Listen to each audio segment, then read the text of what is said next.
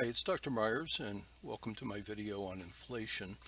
I'm recording this on April 12th of 2022, and all the data you're going to see is up to date as far as Fred, as you can see on the screen, has it.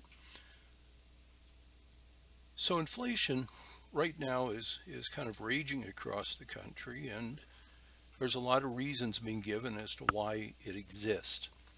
My favorite quote comes from Nobel laureate Milton Friedman, who says that inflation is everywhere and always a monetary phenomenon. So we might immediately suspect, well, it's the Fed and it's the monetary side that is responsible, and you would not be wrong about that. But there's a little bit more to it. We've also heard recently President Biden say that inflation is because of the increased oil prices and the world food shortages and so forth that are being foisted on the world by Putin's invasion of the Ukraine. He's not wrong, but he's not telling you the whole story either, because inflation existed before Putin invaded. So there's a lot going on to this story. Some will tell you that it's all because of the actions taken by Biden since he was inaugurated, and they're not wrong, but that's not the whole story either. The seeds of what I'm about to show you was put in place during the 2020 year during the Trump administration. So maybe we should blame Trump. All of those answers and things that I just told you are overly simplistic and pretty much sloppy thinking. But if I wanted you to support Trump, I would say, well, it's all Biden. Look how he run. And if I wanted you to support Biden, I would say, well, it was all Trump. So you have to certainly regard where is your information coming from. So without any further ado, let's get into this. You see Fred here in front of us, and what Fred is going to allow us to do is to kind of get an idea. It's not going to be a statistical test. It's not going to determine causality, but it's going to help us see some association between various things going on in the world and help us put things in perspective. But it will be our theory applied to the data that will actually give us an answer. And I'm actually not going to go that far here. I want to just get you an introduction to what the data actually says. So right here in Search Fred, I'm going to type federal government. Oops, see, I've typed it before. There we go, current expenditure. And federal government current expenditure is the G from gross domestic product equals C, consumption, plus G, government expenditures, plus I for investment, plus X minus M for the foreign sector. So here we have government expenditures. Let's see what it looks like. We'll press search. Here's the variable I want's right on top, but you can see there's a lot of possibilities to go down through here. Like we might want to see just income and security unemployment expenditures, or transportation highway expenditures. But no, we want to see the whole thing. So we're going to go ahead and do this. And what comes up is an amazing looking graph. It comes from 1947 till today. And if you start in 1947 and follow the blue line, you'll see that the trend in government expenditures has been rising in billions of dollars a year ever since the beginning of the graph. And as we get to 2000, something dramatic happened. So the long-term trend of this graph, if you can follow the cursor, is really ending right here, because it should have just kept on going straight on out in this sort of same path, and you would say, well, everything's kind of normal. It's clear that in quarter 2 of 2020, something was dramatic and changed. We are spending, just from the federal government alone, $9.1 trillion in the second quarter of 2020 after COVID hit, but we were spending 4.9 before. 4.9 to 9.1, wherever that point is. There we go. Now, that's a $5 trillion jump. A $5 trillion jump on an economy whose government was spending about $5 trillion. In very round numbers, we doubled our expenditure in one quarter in a 3-month period of time. Now, we can argue whether that expenditure was important or not. It included relief, it included all kinds of money for all kinds of things that we needed to do, we thought, because of the pandemic that was starting. And you can also see that through the remaining years, including till today, government expenditure is still, last reported, $6 trillion. Now, we don't have first quarter for this year, but it's not going to be any lower. So what do we see in all this? We see that government expenditure for every quarter past the pandemic has been well above the long-term trend line. That cannot not have a consequence. So what is that consequence? Well, one thing is we're talking about inflation. So let's edit our graph. And when we edit the graph, I want to add a line. And the line I want to add is CPI. Now, again, it searched on my CPI and said, well, there's a whole bunch of things that you might want. Why don't you read through them and make sure you get the one you want? Well, I want the first one, as it turns out, and that happens to be Consumer Price Index for all urban consumers for all items in the U.S. city average. Now, it's a little different than what you might see in your text or hear on the news, because when they report the official inflation rate, kind of like the official unemployment rate, there's many ways to calculate unemployment, but there's an official one, right? There's many ways to calculate CPI or inflation, but there is an official one, and the official one here includes all items, or not the official, the one I'm looking at. The official one will include fuel and energy. And you can see, well, here's our next one here is less food and energy. But I want to see that impact, because that's a real impact that is on every single family everywhere. So I'm going to click on that and say add the data series. Now remember, I started with the graph. I went to edit the graph. So my federal government expenditure is still there. And the Consumer Price Index, which by itself is not inflation, is on there. But it's uninteresting. It's a straight line. Why? Because it's measured on the scale on the right-hand side. But this CPI is an index where 1984 is 100, which means basically it disappears on the scale here. So what we're going to do is we're going to go over and we're going to go to Format. And we're going to come down. We see in format, we have a lot of choices, right? So if I want my federal government expenditure graph to show up a little differently, I can maybe make it 3 points wide, and it just got thicker, all right? So you can play with all of that if you want. I'm going to go back here, and sometimes that can be the dramatic difference in a graph, that you highlight the line you want everybody to look at while they have other lines on the graph. But what I'm going to come down here to is see CPI. It's completely measured differently. It's not measured in billions of dollars like our federal government current expenditure. So I'm going to come down here and say, measure this on the right axis. All of a sudden, now I see inflation. No, I don't. I see CPI. Don't make that jump. So we need to do some further editing. What we do see is that the Consumer Price Index has been steadily increasing and has increased more dramatically sometime after 2020. So how do we get at this? Well, first we want to convert it to an inflation rate. And there are a number of ways to convert it to an inflation rate, but here's what we're going to do for purposes of this. We're going to come back and we're going to edit line 2. So we go up to the top to edit lines, drop down to line 2. Notice it gives you a clue, it's red. The little graph in front of edit line 2 is red, CPI is red. Yes, that's the one we want to edit. So now it comes up and confirms for us that this is the CPI line that we're going to be editing. And our units are indexed and our frequency is monthly. So this certainly all matters.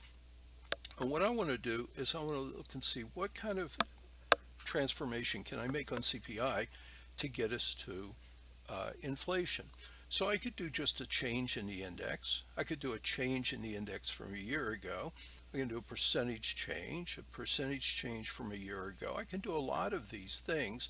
So what I want to do is I'm going to choose a percentage change from a year ago. This means every report of CPI is going to be compared to 1 year ago, not 1 month ago, but 1 year ago. So we can get a smooth version of what is this going to be. And all of these have mathematical value and interpretive value. You could use pretty much any of them, but we're going to use percentage change from a year ago. And when I do that, the graph changes. And look how it changes. It's showing me on the right-hand side inflation rates. So look back here. Look at this. At the peak in 1980, the inflation rate was 14.5% according to this measure. And by other measures, you'll find it was 17% or a little bit lower, depending upon how it was actually measured. We've got a consistent measure here, and we certainly see that historically we've had some very high inflation in the country. And what might worry you is look how long it took for that inflation to bottom out. That should bother you. Should really bother you. But here we want to look at only the later stages. So I see things going on in the last recession. Before that, the recession was 2001. So what I'm going to do is I'm going to go up here and I'm going to make this view. We've already sort of established what the long-term trend looks like, and that is that inflation, according to our measure, is really no higher than it has been historically, but that's not a good thing. It just tells you it's not the worst ever that we've experienced. It might give you some hope that we're going to live through it, but it might also, if you look at the graph, tell you it's going to be years to get through it. That was like a decade of high inflation. So we want to get a view what's going on a little bit more currently, but we don't want to go all the way up to like last year. So I'm going to click on the beginning year, and I'm going to take it to about right between the two. Well, let's go right before the last recession. The last recession set in 2008, so let's do 2007 January. So we're clearly before the last recession. We still see the last recession on a graph for comparison. And now we come out here and we look at the fact that inflation has really taken off after the increase in government spending in 2020. And that's an association. It's not a causation, but there is a fair amount of theory that will tell you that if you spend that much, remember we doubled spending in 3 months. If you double spending, measured over a year, of course, every time you see a point on federal government expenditure, it's measured as if it's the entire year. So they take 3 months and they look at that and they blow it up by 4 and say, well, the current expenditure is this for the year. So that's kind of why it's so smooth, because otherwise you would see maybe the government spends more in the spring and less in the fall or whatever. So we don't see that kind of seasonality here. But we do see this worrisome upward trend in inflation that we're currently experiencing. And you see a little data lag there where the first quarter of 2022 is not reported, but the monthly inflation is, and it's reaching, what do we have here? We have 8.6%, including all items.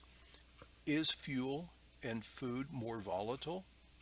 pushing this up even higher than the official rate? Yes, it is. And you can look at that on your own. You can go look at the other series, compare the two series.